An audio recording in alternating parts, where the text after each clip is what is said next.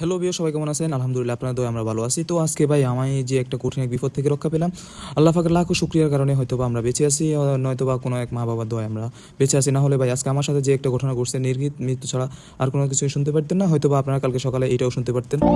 দেহ পাশে কেউ কেঁদো না, গল্পগুলো রেখো জানা।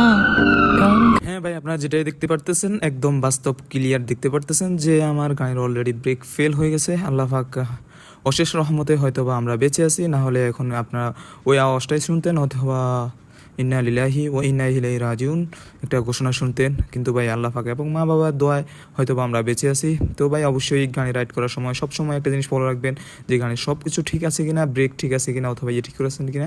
অবশ্যই এগুলো সবগুলো চেক দিয়ে দেন তারপর গাড়িটা রাইড করবেন। রাইড করার সময় সবসময় একটা কথাই মনে রাখবেন যে ভাই আপনার এই দিনটা যেন শেষ দিন না হয়ে যায় জীবনের, এবং পৃথিবীতে যেন আপনার শেষ দিন না হয়। সবসময় একটা কথা মনে রাখবেন। আর যেই দোকান থেকে আপনি সার্ভিস অথবা যেই কোনো কাজ করার না কেন একটু দেখে শুনে করাবেন, না হলে এরকম আমার মতো রাস্তার মধ্যে আপনার পছলাতে হবে অথবা তার একটা ভুলের কারণে আপনার জীবনও শেষ হয়ে যেতে পারে।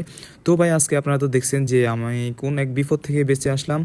তো আল্লাহ পাকের অশেষ রহমতে হয়তো বা আমরা এবার বেঁচে গেছিলাম। তো দেন ভাই আপনারা সবসময় একটা কথাই মনে রাখবেন যে আপনার মা বাবা আপনার উপর আশা করে এবং ইয়ে করে হয়তো বা আপনাকে গাড়িটা কিনে দিছে, এমনভাবে রাইড করবেন না যেন আপনার চিরবিদায়ে আপনার মা বাবা যেন কান্না না করে। তো ভাই আজকের ভিডিওটা পর্যন্ত। যদি ভালো লাগে অবশ্যই পেজটিকে ফলো করে আমাদের সাথে থাকবেন। আল্লাহ হাফেজ।